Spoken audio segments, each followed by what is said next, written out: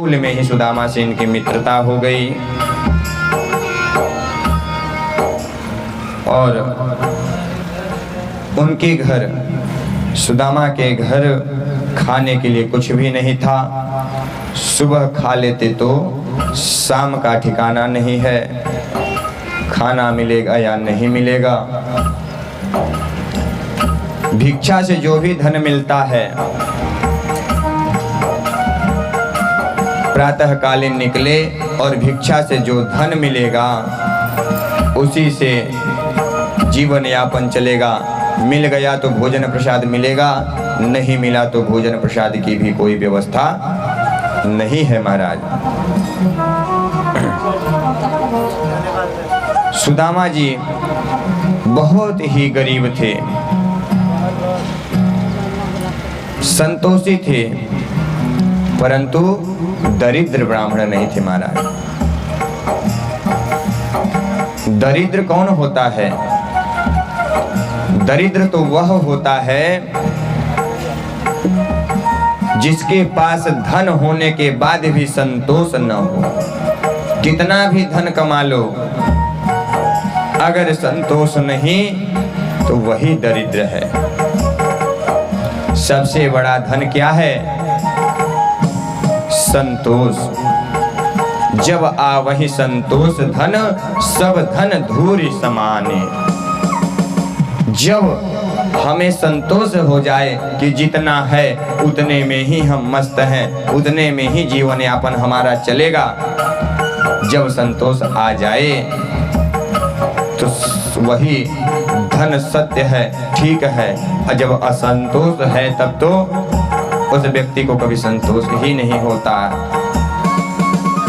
असंतोष करके तुम कितना भी कमा लो, वह सब मिट्टी के समान है। परंतु सुदामा जी बहुत ही गरीब थे, लेकिन असंतोषी नहीं थे। बहुत संतोषी ब्राह्मण थे, मनस्वी थे, परमात्मा का प्रतिदिन प्रत्येक क्षण ध्यान स्मरण बनाए रखते थे। और सुदामा की पत्नी भी थी जिनका नाम था सुशीला महाराज। सुदामा की पत्नी का नाम सुशीला था। एक दिन सुशीला ने सुदामा से कहा, पास बुलाई और कहा, हे स्वामी, हाथ जोड़कर खड़ी हो गई कि हे स्वामी, हमने सुना है कि द्वारिकाधीश आपके मित्र हैं।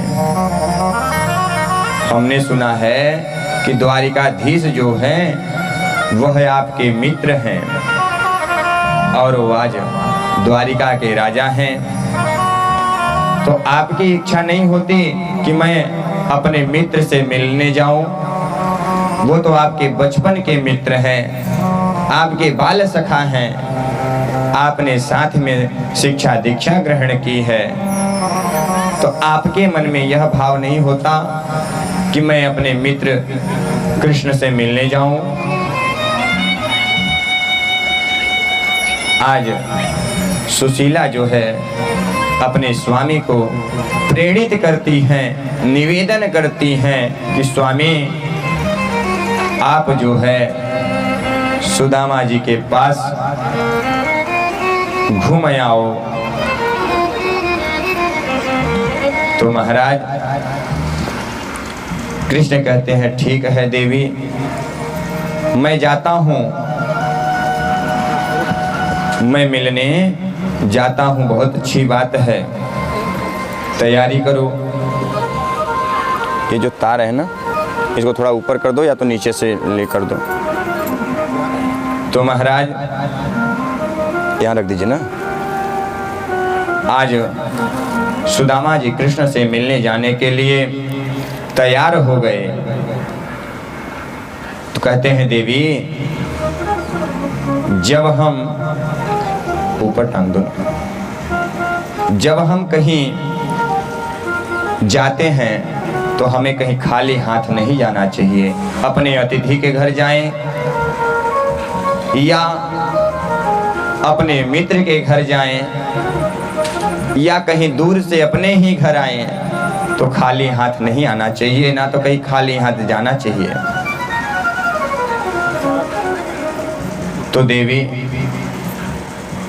कुछ न कुछ जो घर में हो उसे दे दो, क्योंकि मैं जब जाऊंगा तो कृष्ण तुरंत पूछेंगे कि भाभी ने कुछ भेजा है कि नहीं।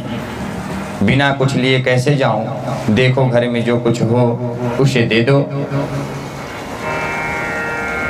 हमें भी महाराज जब हम अपने रिश्तेदारों के यहाँ, अपने अतिथियों के यहाँ या कहीं भी जाएं तो कुछ न कुछ जो हमारे पास है रहे, जो उपलब्ध हो सके, कुछ न कुछ लेके जाएं। खाली हाथ नहीं जाना चाहिए। क्योंकि मान लो आप अपने रिलेशन में रिश्तेदारों के यहाँ जा रहे हो, छोटे छोटे बच्चे आ गए तो उनका ये रहता है कि आए हैं तो कुछ लाए होंगे, एक अलग ही चाह होती है। और जब कुछ न लेके जाओ तो उनका चेहरे पे जो है मुस्कान जो रहती है वह खत्म हो जाती है। अरे आ गए। तो हमें जब जाते हैं हम कहीं अपने रिश्तेदारों के यहाँ, संबंधियों के यहाँ, तो हमें भी खाली हाथ नहीं जाना चाहिए, कुछ न कुछ लेके ही जाओ। आज वही बात सुदामा जी अपनी धर्म पत्नी सुशीला से कहते हैं, देवी देखो घर में कुछ पड़ा हो, कुटिया में कुछ पड़ा हो तो ले आओ। सुशीला कहती हैं, ले करके आती हैं, जाती हैं तो कुछ दिखता नहीं है। तो सुशीला बाहर अपने पड़ोसियों के यहाँ 2-4 घर से मांग करके थोड़ा थोड़ा चावल ले करके आती हैं। जब उनकी रसोई में कुछ नहीं मिला, सुशीला गई अपने पड़ोसियों के यहाँ से थोड़ा थोड़ा चावल मांग करके ले आई, 2-4-5 के यहाँ से। अब चावल तो ले आई, परंतु कुछ थैली झोला कुछ तो होना चाहिए ना, किसमें जाएगा चावल? तो महाराज जब कुछ नहीं दिखा तो सुशीला ने अपने साड़ी के पल्लों को फाड़ा और उसी की पोटली बना दी और उसी पोटली बना करके सुदामा जी को दे दिया। सुशीला कहती हैं कि स्वामी आप जाओ अपने मित्र द्वारिकाधीश से, वो द्वारिका के राजा हैं। तो सुदामा जी कहते हैं, अरे देवी वो द्वारिका के राजा हैं तो मैं अपने कुटिया का राजा हूँ, मैं भी तो अपने कुटिया का राजा हूँ। वो द्वारिका के राजा तो मैं भी अपने कुटिया का राजा। हमारा घर चाहे छोटा हो बड़ा हो या झोपड़ी ही क्यों ना हो, परंतु हम भी अपने घर के राजा ही हैं। होते हैं कि नहीं? हमारा घर है, जब चाहे वो नष्ट कर दें, जब चाहे उसको महल बना लें, उसमें थोड़ी कोई दूसरा रोकने वाला आएगा। तो हर एक मानव, हर एक जीव, सब अपने अपने घर, अपने अपने कुटिया के राजा ही हैं।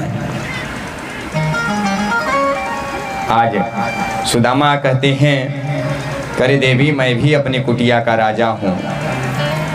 अब सुशीला के मन में यह भाव है कि प्रभु जाना तो कुछ मांग कर ले आना।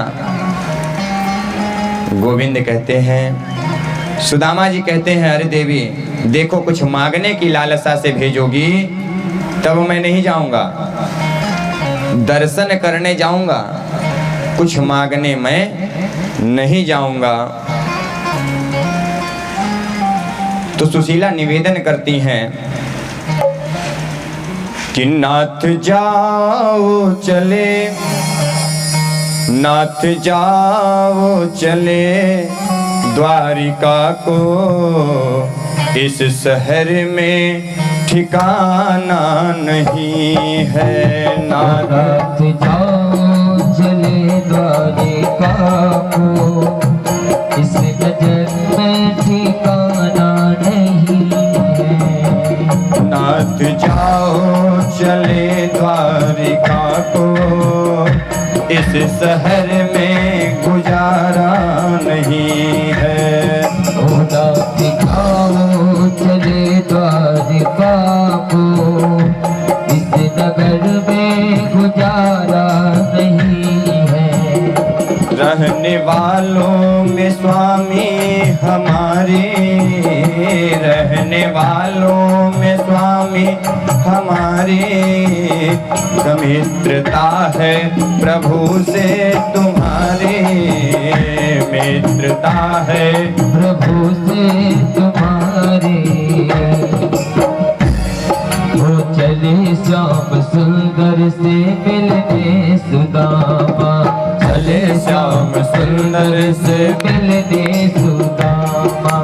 आते जाते बग में हरे कृष्ण रामा, आते जाते बग में हरे कृष्ण रामा, आते जाते बग में हरे कृष्ण रामा, आते जाते बग में हरे कृष्ण रामा। चले श्याम सुंदर से मिलने सुदामा, चले श्याम सुंदर से बग में सुदामा, चले श्याम सुंदर से मिलने सुदामा। आते जाते बग में हरे कृष्ण रामा, आते जाते बग में हरे कृष्ण रामा, आते जाते बग में हरे कृष्ण रामा, आते जाते बग में हरे कृष्ण रामा। चले श्याम सुंदर से मिलने सुदामा, चले श्याम सुंदर से मिलने सुदामा, चले श्याम सुंदर से मिलने सुदामा। बोल वृंदावन बिहारी लाल की, द्वारिकाधीश की। आज महाराज सुशीला निवेदन करती हैं कि जाइए प्रभु, कुछ मांगना मत, परंतु एक चीज कह देना, कुछ मांगना मत। मैं आपको बोल रही हूँ, आप मत मांगना, कोई बात नहीं, नहीं मांगोगे अच्छी बात है, पर प्रभु से एक निवेदन मैं कह रही हूँ, इसे सुना देना। सुशीला बड़े भाव से कहती हैं कि एक मास दो पक्ष में है, एक मास दो पक्ष में, दो एकादशी होए, एक मास दो पक्ष में दो एकादशी होए, और मेरे घर गोपाल जी नित्य एकादशी होए। प्रभु आप इतना ही कह देना कि हे द्वारिकाधीश, एक महीने में दो पक्ष होते हैं और उन दो पक्षों में दो एकादशी होती है, एक कृष्ण पक्ष में एक शुक्ल पक्ष में। लेकिन प्रभु मेरे यहाँ तो प्रत्येक दिन ही एकादशी है, एक भी दिन द्वादशी नहीं लग रही, प्रत्येक दिन एकादशी ही चल रही है। अब एकादशी का मतलब क्या है? अरे एकादशी के दिन सब उपवास करते हैं, व्रत रहते हैं, चावल नहीं खाते। इतना भी आप बता दोगे ना कि महीने में दो एकादशी होती है, लेकिन हमारे घर प्रत्येक दिन एकादशी है, तो प्रभु समझ जाएंगे कि हमारा भाव क्या है। सुदामा जी कहते हैं ठीक है देवी, इतना कहने में हमें क्या जाता, मैं कह दूंगा। आज सुदामा जी घर से चावल की पोटली को लेकर के महाराज